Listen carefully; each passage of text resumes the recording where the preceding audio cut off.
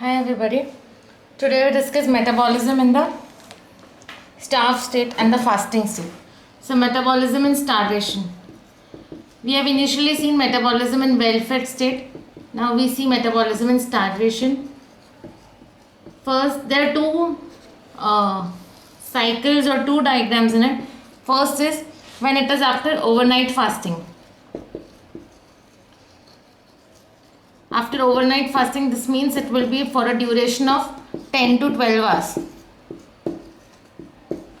That is, someone has not eaten for 10 to 12 hours. And second is starvation. That is for approximately after 3 days. So we'll see both the cycles. First we'll see in overnight fasting.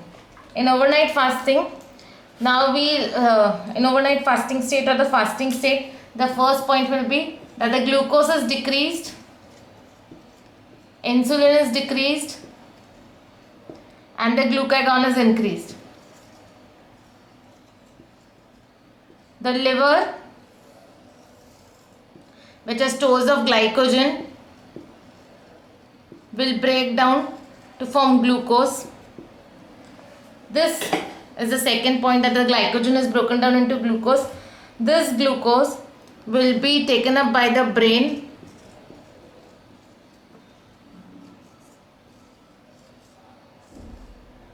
and as we had seen, this glucose will enter the brain and it will form acetyl CoA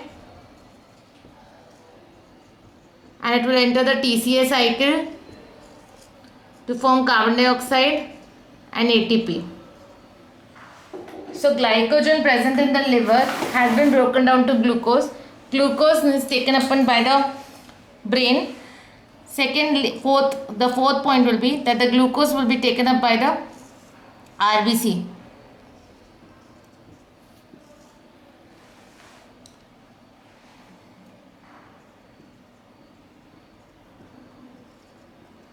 It will undergo anaerobic metabolism to form lactate.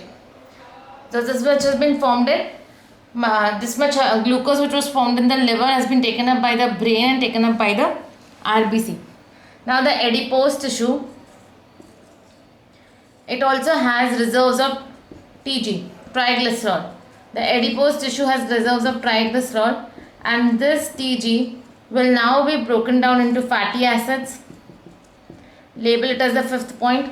Will now be broken down into fatty acids. This fatty acids will now enter the muscle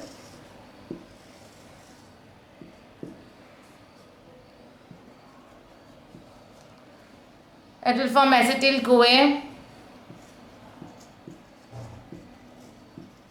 Similarly, it will enter the TCA cycle, form ATP and carbon dioxide. This fatty acid, this triglycerol can also enter the liver in the form of glycerol.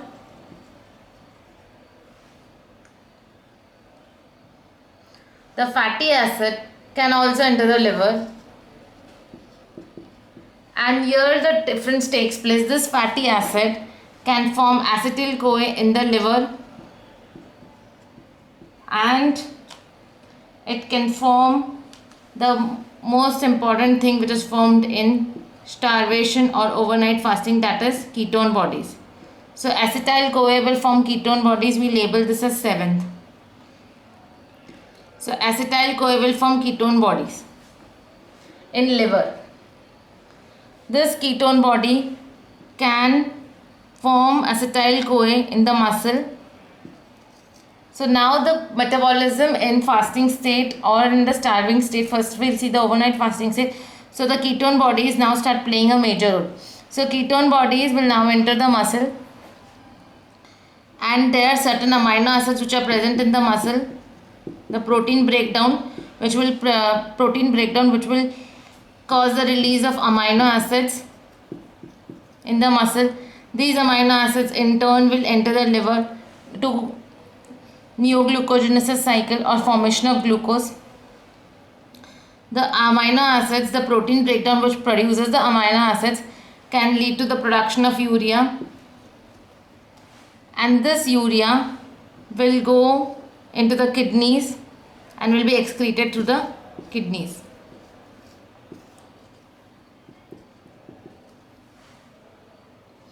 The lactate which is present in this RBC will enter and form glucose, will enter the liver to form glucose.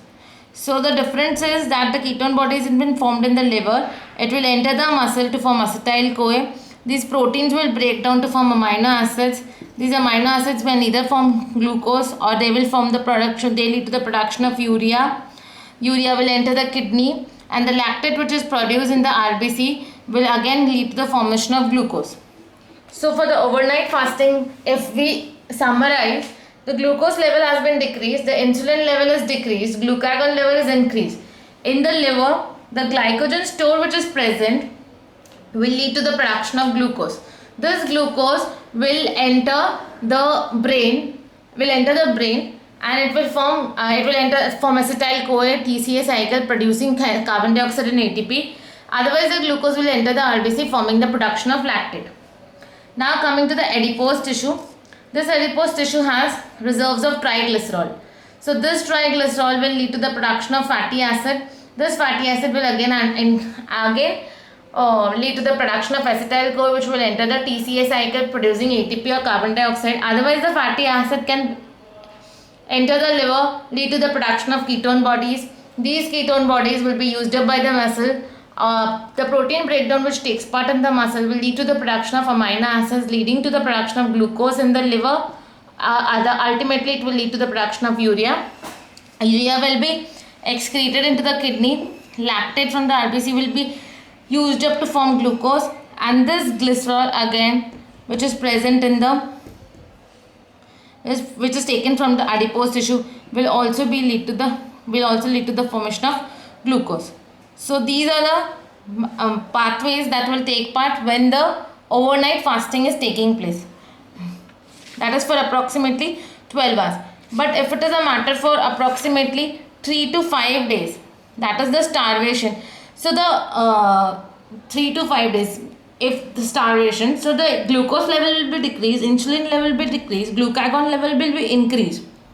Mostly the metabolism will change change will be in the presence that the ketone bodies will be having a major role. The role of the glucose which was still there in the fasting, overnight fasting state, will be decreased. That will show by broken lines. So now we deal with the starvation, that is of 3 to 5 days. The hormonal level remains the same, glucose decrease, insulin decrease, glucagon increase. The liver which has glycogen reserves has been now depleted. Because the glycogen reserves in the liver has now been depleted, there is not much amount of glucose left, and therefore now the cycle which will not be a major role, I will show in broken lines. So not much amount of glucose left, so not much amount of glucose is present, and therefore not much amount of acetyl-CoA will be produced in the brain, and you can say that there would not be enough of the ATP which will be produced in this cycle. So because the brain has now not getting much of the glucose, it requires another source of fuel, and this another source of fuel would be provided by ketone bodies. This ketone bodies which is present will be providing the most important source of fuel for the brain, and this ketone body will enter the brain and form acetyl-CoA. So this is the major step in overnight fasting. This ketone body is the major step in overnight fasting, that it will enter the brain to form acetyl-CoA. That is why I am trying to draw it with dark lines. Because in the starvation phase, brain will use up ketone bodies. Because now it cannot use up glucose because the glycogen reserve has been depleted and less of glucose has been formed. Okay. Some amount of glucose that is present will be taken up by the RBC, because RBC takes up only glucose and it will form lactate. Lactate will ultimately go to the liver to form some amount of glucose that it can produce. So that cycle remains the same. This part. In the brain, glucose will not be used, ketone bodies will be used, RBC will be using glucose, lactate will be produced, lactate will go to the liver. Now what the difference is coming to the adipose tissue. Triglycerides will be broken down to fatty acids, glycerol will be there, it will be taken up by the liver to form glucose. Fatty acids will be there, it will form acetyl-CoA, TCA, ATP, carbon dioxide. But in starvation phase, the protein amount has been decreased. So the protein amount has been decreased. So there will be less of the protein breakdown. Protein reserves have been decreased. There is less of the protein breakdown. So there is less of the amino acids production. So this cycle would be hampered. Less protein, less amino acid production, less of the glucose through this. So less of the urea production because less of the protein metabolism. This less of the urea excretion because less protein, less amino acid, less glucose, less urea and less urea excretion. Okay, so this much is fine. So the main cycle which is important for this is that the ketone bodies which is produced in the liver will be taken up by the brain. This is the most important thing. The second most important thing is the protein breakdown in the muscle is decreased and there is less of urea production because less of urea is formed. Okay, rest of the cycle remains the same. So if to summarize, I may say that in starvation, which is of approximately 3 to 5 days, glucose level is decreased, insulin level is decreased, glucagon level is increased. The glycogen reserves are depleted in the liver. Therefore, there is less amount of the glycogen levels are depleted in the liver. So there is less amount of glucose. There is less amount of glucose, so brain cannot utilize as having fuel to utilize and do its work. So ketone bodies are being given to the brain to form acetyl-CoA and then finally enter the TCA cycle. RBC takes up only glucose and therefore it will do its work in the similar manner, producing lactate. Lactate will be utilized to form glucose.